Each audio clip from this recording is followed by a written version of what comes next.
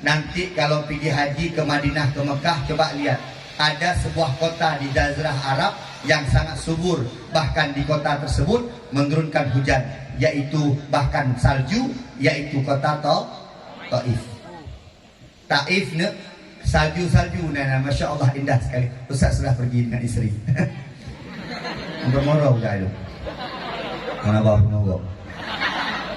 Nanti pergi, indah. Ustaz, Eropa indah. Tidak. Pak Ustaz, Australia indah. Jauh. Pak Ustaz, Amerika indah. Jauh.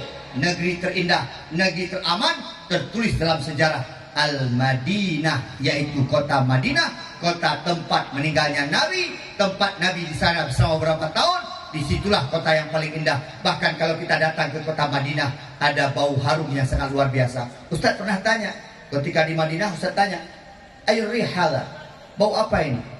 Harum, yasamin, seperti bau bunga melati. Apa orang Arab bilang? Hada min maqbaratir Rasul. Ini dari kuburnya Nabi Muhammad SAW. Akan Nabi Muhammad tu kuburnya wangi. Kalau kita tengok tak?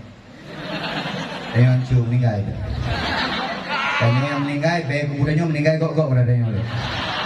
Tapi kuburnya Nabi sungguh sangat wah.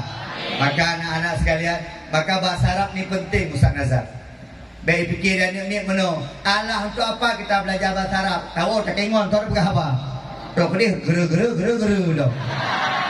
Untuk apa kita bahasa Arab? Nanti kita pulang ke Benar Meriah. Buat apa kita pulang ke Benar Meriah? Buat apa bahasa Arab? Hei, memang tak penting bahasa Arab. Tapi Ustaz coba lihat. Datang di Madinah, coba lihat. Hanya gara-gara bisa bahasa Arab, tas yang harganya 50 rial bisa jadi 25 rial. Datang orang Indonesia beli tas. Berapa ini? Orang Arab tuh udah bisa bahasa Indonesia juga. Baik orang Indonesia, Jokowi. Asal orang Indonesia Jokowi. Ilai pegah Jokowi, pegah lokal Junaidi yo. Awaknya pegah dong Jokowi ni, bereno Junaidi. Jadi Ustaz ni punya nejaro ni malu, Jokowi be, Nazaruddin. Ha, Samsul.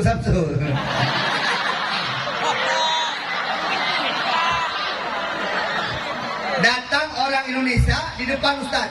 Dia tanya, berapa tas? 50 rial. 50 rial. Orang Arab bilang, udah bisa bahasa Indonesia orang Arab. 50 rial. Dia bilang, enggak. 25. Oh lah. 50. Sampai dia beli 50. Datang Ustaz Junaidi sama isteri. Beli tas juga yang sama. Kam hadil mahfadah? Khamsun rial. La. Khamsah mansyur. La. Khamsun rial. La.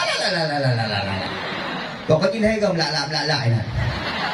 Ustaz keluar. La. Enggak jadi saya bilang. Anak Arji. Salah, hei, Abdullah, hei. Jokowi. La, Junaidi. Jokowi, sini. La. Salasun rial. La. Khamsah mansyur. La.